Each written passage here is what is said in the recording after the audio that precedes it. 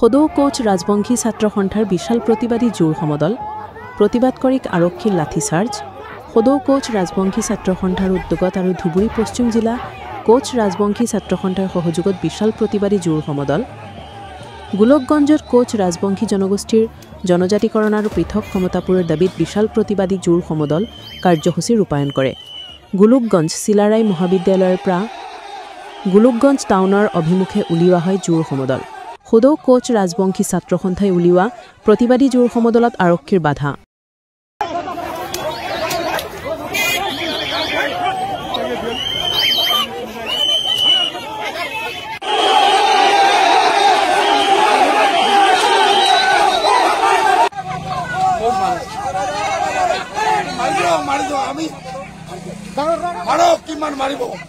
আমি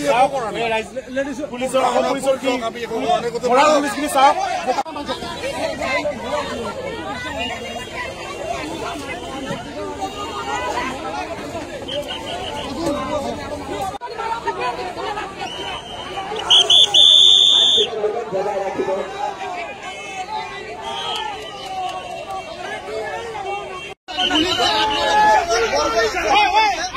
আপোনালোকে দেখা পালে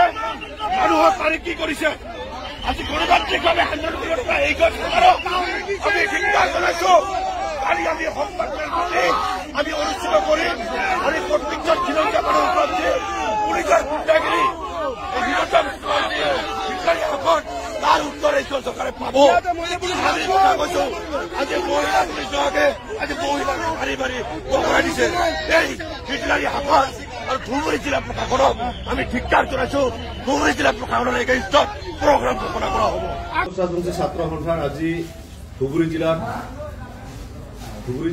ৰাজবংশী ছাত্ৰ সন্থাৰ সহযোগত আমি জোৰ সমদল কাৰ্যসূচী অনুষ্ঠিত কৰিছিলো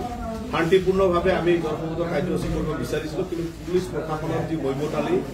তেখেতৰ যি ষড়যন্ত্ৰ তাৰ সেই ষড়যন্ত্ৰ আমাক প্ৰগ্ৰামটো ভালকে কৰিব নিদিলে বৰঞ্চ আমাক লাঠিচাৰ্জ ধুমীয়া কৰা হ'ল আমাৰ মানুহ আপোনালোকে দেখিবলৈ পাইছে আই মাতৃসকলক কোমৰ ভাঙি দিছে কোনোবাৰ ভৰি ভাঙি দিছে কোনোবাৰ মূৰ ফাটি গৈছে আপোনালোকে দেখিবলৈ পাইছে আজি মই সম্পাদক হিচাপে মোৰ গাত একদম পুৰা ফাটি গৈছে এই ধৰণৰ মানে ব্যৱহাৰ এই কাৰণে আমাৰ সভাপতিৰ চশমা ভাঙি দিছে চকুত আঘাত পাইছে এই ধৰণৰ যদি হয় খিলঞ্জীয়াৰ কথা কোৱা এইখন চৰকাৰে ক'ত কাক সুৰক্ষা দিব বিচাৰিছে এইখন চৰকাৰে হিমন্ত বিশ্ব শৰ্মাক আমি প্ৰশ্ন কৰিব বিচাৰিছো আপোনাৰ ৰঙা চকু আৰু দমন নীতিক আপোনাৰ পৰীক্ষা কৰি খিলঞ্জীয়াসকলক যদি সঁচা অৰ্থত ভাল পায় তেতিয়াহ'লে ৰক্ষণাবেক্ষণ দিয়াৰ ব্যৱস্থা কৰক লগতে এটা খুব দুৰ্ভাগ্যজনক কথা আমাৰ প্ৰগ্ৰাম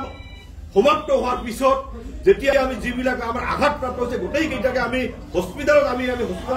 ট্ৰিটমেণ্ট কৰাৰ কাৰণে ব্যৱস্থা কৰি আছো কিন্তু তাৰ পৰে 1 ঘণ্টামান বা 1 ঘণ্টাৰ পিছত আমাৰ ল'ৰাখিনিক ৰাস্তাত যেনেকে পাইছে তেনেকে গাড়ীত উঠাই মানে অপৰস্ত কৰি আছে মাৰি আছে গাড়ীত সোমাই বন্ধ কৰি থৈছে আৰু ভাবুকি দি আছে তহঁতক মাৰি মাৰি শেষ কৰি দিম এইবোৰ কি ধৰণৰ কথা সেইবোৰ কথা গম পোৱাৰ পিছতো আমি এছপি লুনা দলে তাক মই নিজে ফোন কৰিলো মই ক'লো বাইদেউ এনেকুৱা ঘটনা যি হৈছে আমি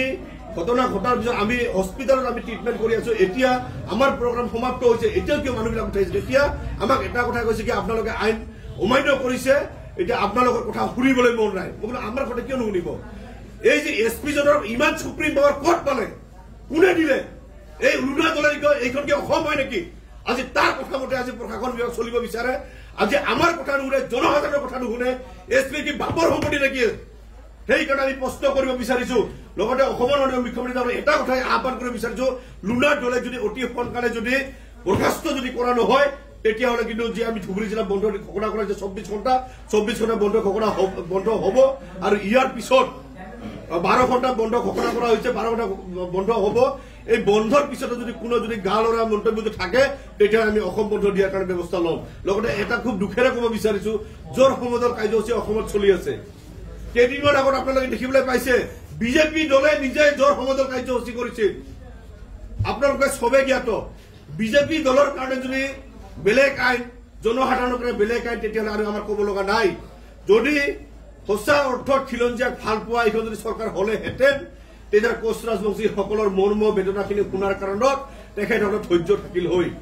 আজি তেখেতসকল আমি ৰঙা চকু দেখুৱাই আজি কোচ ৰাজবংশীসকলক কণ্ঠ ৰুদ্ধ কৰিব খোজা যি তেখেতসকলৰ ব্যৱস্থা এই ব্যৱস্থা কোচ ৰাজবংশী ছাত্ৰসকলে ধিক্কাৰ জনাইছো কোচ ৰাজবংশী সমাজে ইয়াত গৰিহণা জনাইছে।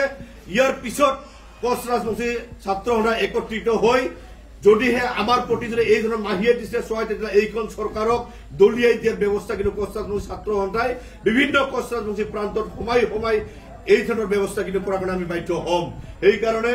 অসমৰ মাননীয় মুখ্যমন্ত্ৰী ডাঙৰীয়াই তৎকালীনভাৱে এই ধুবুৰী জিলাৰ SP লুনা দলে আৰু গোলগঞ্জৰ অচিৰ যি মৈমতালি ব্যৱহাৰ, অচি যি ধৰণৰ মানে নিজে মানে ক'ব বিচাৰে কিবা এজন দেৱজিৎ কলিতা নে কি কলিতা, এই কলিতাই এটা কথা ক'ব বিচাৰিছে মানে অসমত কিয় অসমত বোলে কোচ ৰাজবংশীসকলৰ অস্তিত্বই নাই, আমি প্ৰশাসনে এনেকৈ কৈছে আপোনালোক মানি পেলাই আপোনালোকে কি কৰিব, এই ধৰণৰ চেলেঞ্জ কৰিছে। সেইকাৰণে আমি প্ৰশাসনক এটা কথা কৈছো কি প্ৰশাসনে যদি যি স্বৈৰাচাৰী ব্যৱস্থা যে আজি কৰি আছে, কাৰ এজেণ্ডাত কৰি আছে এইটো তদন্ত হ'ব লাগে। আৰু তদন্ত কৰাৰ যদি ইচ্ছা নাথাকে তেতিয়াহ'লে কিন্তু আমি অসম বন্ধ কৰাৰ কাৰণে আমি আগবাঢ়ি আহিম। আৰু কোচ ৰাজবংশীসকলৰ মই আহ্বান জনাইছো, ধুবুৰী জিলা কোচ ৰাজবংশী ছাত্ৰ সন্থাৰ জৰিয়তে ধুবুৰী জিলাখন আমি 12 ঘণ্টা বন্ধ ঘোষণা কৰা হৈছে। ইয়াত কোচ ৰাজবংশীসকল ওলাই আহি স্বতঃস্ফূৰ্ত এই বন্ধ পালন কৰাৰ কাৰণে আমি বিনম্ৰভাৱে অনুৰোধ জনাইছো।